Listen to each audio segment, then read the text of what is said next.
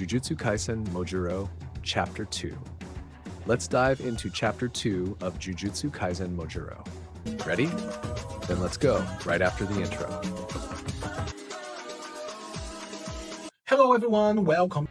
Hello everyone, welcome back to the channel. Today we bring you the summary of Chapter 2 of Jujutsu Kaisen Mojuro, the official continuation of Gege Akutami's work.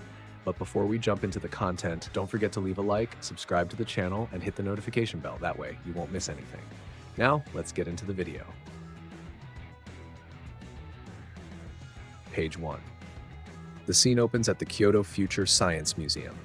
Japanese authorities debate quarantine measures. They acknowledge that when nothing is known about a people's religion, language, or culture, treating them as a biological risk seems prudent. But they warn that such a gesture could be interpreted as a declaration of war.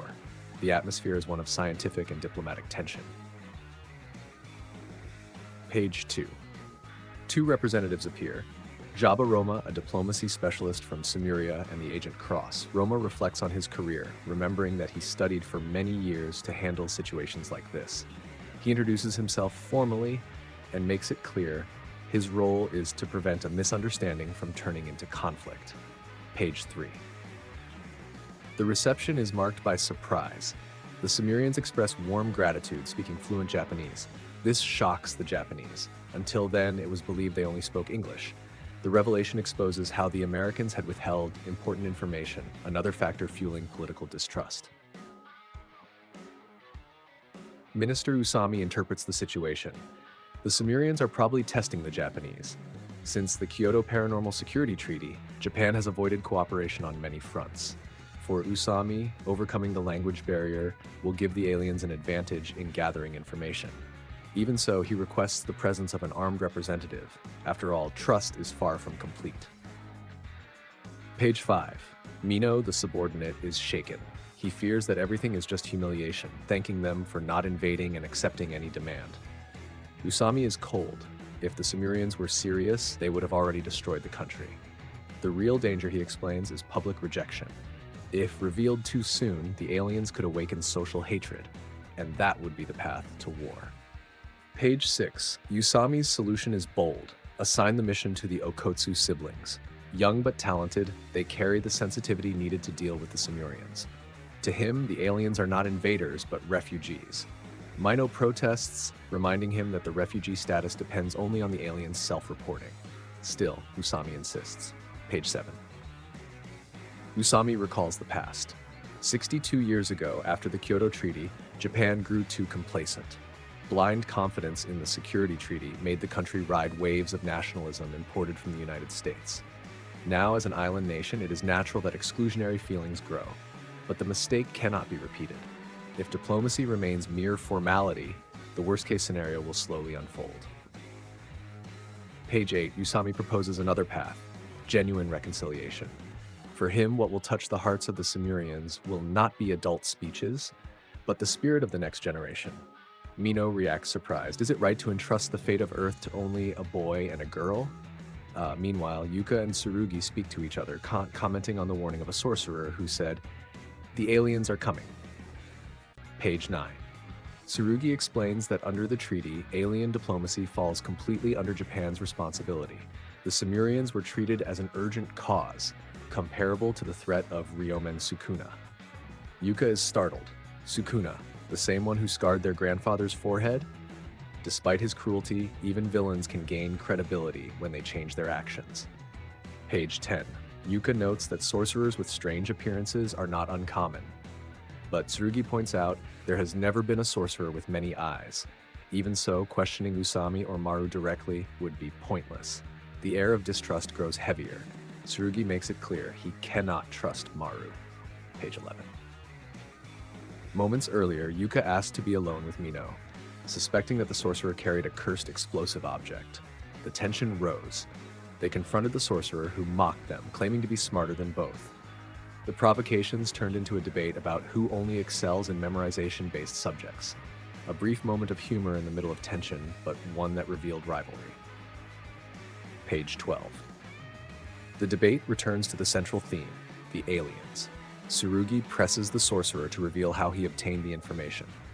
He explains that any digital data eventually leaks and that the government struggles to function after AI regulations. Then he confirms the aliens call themselves Semurians. Yuka is shocked, but the sorcerer teases, saying that denying the supernatural would be contradictory for sorcerers. Page 13. Tsurugi demands certainty. Are aliens really coming to Earth? The answer is direct. A spaceship carrying 50,000 Semurians hovers invisibly above the country. Yuka is shocked by the number. Is it possible to keep something so massive hidden? Yes, they master interstellar travel, but sooner or later they will need supplies. Page 14. The mission is set. The next day at 8 p.m. at the Kurumayama Plateau in Nagano, the barrier concealing the ship may weaken during resupply.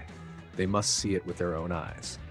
Meanwhile, Mino still fears the threat of explosives, but discovers it was a false alarm. On the climb up the mountain, Tsurugi complains about the night's humidity. Yuka hesitates. What if the ship isn't at the summit? Tsurugi insists. If there is a mountain and a ship, the summit is the logical destination.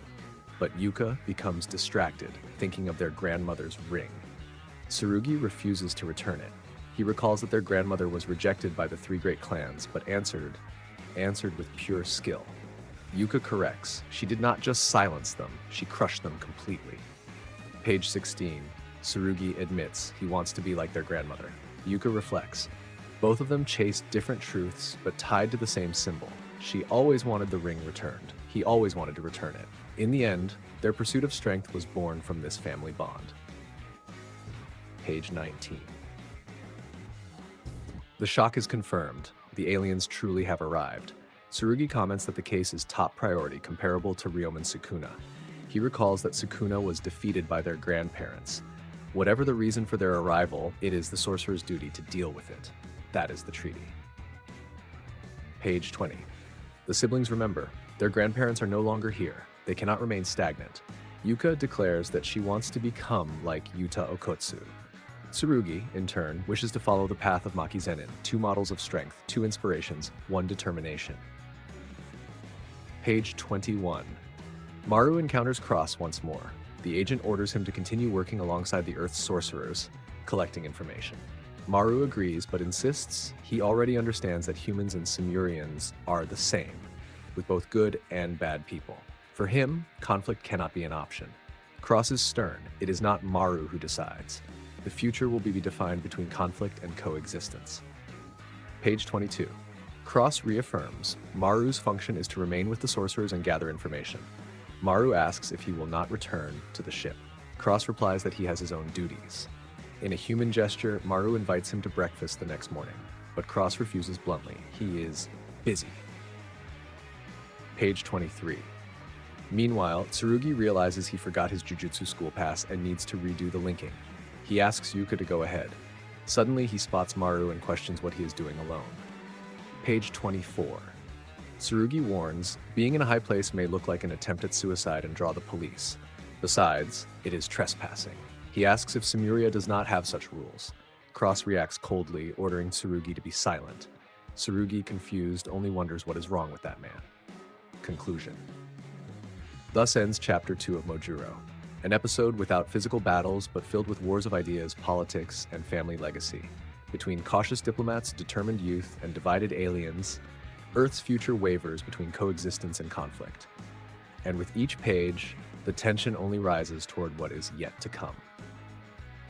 Do you want me to now break this into 400-character teleprompter blocks, perfect for YouTube narration and shorts, or keep it as this continuous, long script?